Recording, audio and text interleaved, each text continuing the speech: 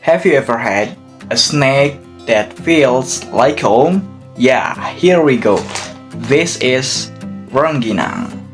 Something crispy, savory, and full of memories? Yeah, here we go. Meet rengginang udang, a traditional Indonesian rice cracker made with dried shrimp.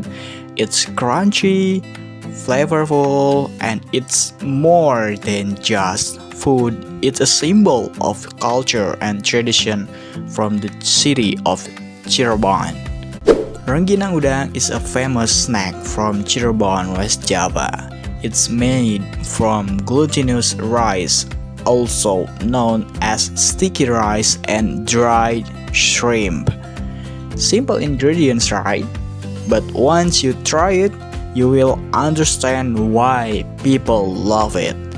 The crispy texture and the strong shrimp flavor make it a favorite, especially in coastal areas. And just like that, a handful of rice turns into something magical.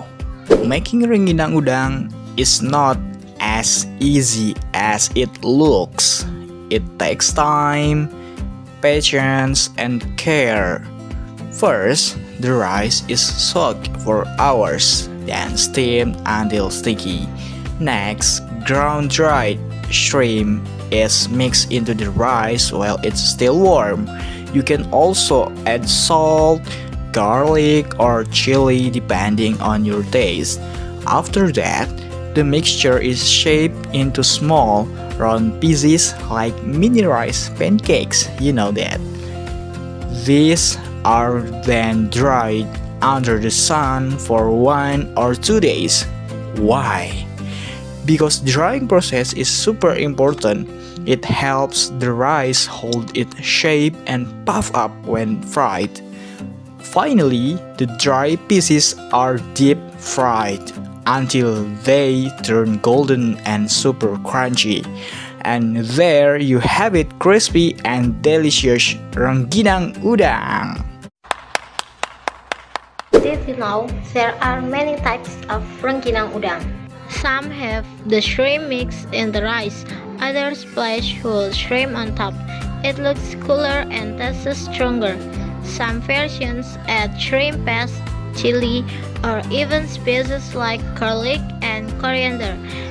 And in modern shops, you can find rengginang with fusion flavors, cheese, barbecue, or even seaweed. Sweet versions also exist with palm sugar to balance the saltiness. There's literally a version for everyone. It's round, golden brown, with true edge and visible plates of shrimp and rice. The smell? Imagine toasted rice mixed with seafood, warm, savory, and much watering. And the taste?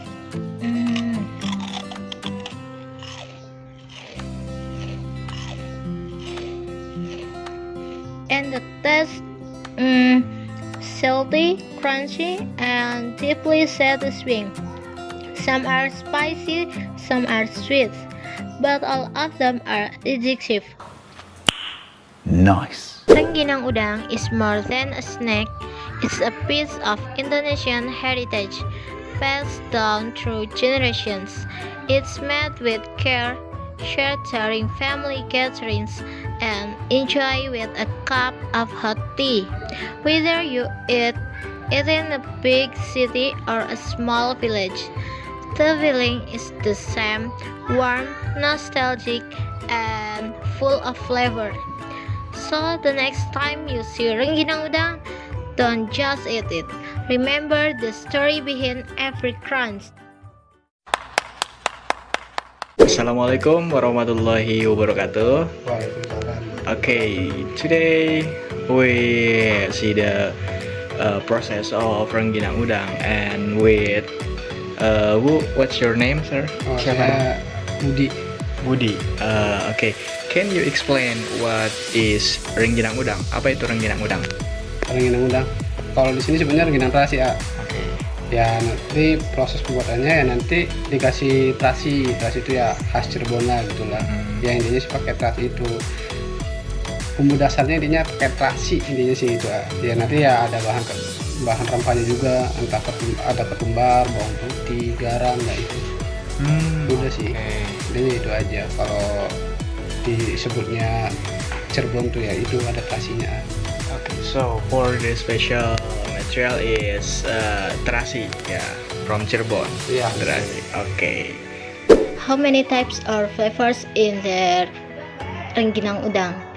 Ada berapa tipe dan rasa dari rengginang udang ini? Kalau untuk yang besar sih ya ada satu varian ya, itu ya rengginang terasi aja. Nah, untuk awalnya kan tadinya rengginang capok tuh yang kecil. Nah kalau rengginang capok itu ada beberapa varian. Ada yang original tuh nanti nggak ada terasinya, cuman ketumbar aja sama bawang putihnya aja. Tapi kalau nanti yang terasi itu baru nanti pakai terasinya, itu yang rasa terasi. Tapi nanti kita ada juga rasa yang lainnya kayak rasa balado, terus rasa jagung manis. Nah itu varian yang pakai rasa selain terasi sama originalnya. Nanti ada balado sama jagung manis. Udah sih itu. Cuman untuk sementara kita nggak produksi dulu ya kalau yang kecil, karena bentrok sama kerjaan si bentroknya. Udah itu aja. So for the last questions is how to make rengginang udang from first until ready to distribute. Jadi bagaimana proses rengginang udang gitu dari awal sampai siap diedarkan? Untuk proses membuat rengginang, yaitu yang pertama kita pilih ketan-ketan yang berkualitas ya ketannya. Kalau kita mah yang penting panjang sih, soalnya kan tumpang tindih tuh. Soalnya kalau nggak panjang tuh nantinya bantat atau apa gitu tuh. Jadi itu nggak ngembang. Jadi nanti ketannya sebelum diproses tuh kita rendam dulu ya kurang lebih 1 jam lebih lah. Nah direndam, habis selesai direndam nanti kita dikukus. Berhasilnya kalau di sini kita sebelumnya dikukus. Nanti habis selesai dikukus tuh nanti kita diangkat dulu, terus dicampurin bumbu kayak terasi, bawang putih, ketumbarnya, garamnya yang sudah dihaluskan dan sudah dicampur air. Nanti dimasukkan ke ketan yang tadi udah dikukus campur. Nah nanti kalau udah selesai adonannya sudah rata, baru nanti dikukus kembali buat dimatangkan. Nanti kalau sudah dimatangkan baru nanti kita cetak. Habis dicetak kita dijemur. Kalau lagi nggak ada panas ya kita nanti diopen. Nanti kalau sudah selesai kering baru kita bisa digoreng, dikemas, baru kita diedarkan ke pasar atau ke yang punya hajatan atau yang punya acara gitu sih. Okay, so thank you for information. Thank you, sir. Ya, sama. Thank you for listening and see the video and see you again. Ciao.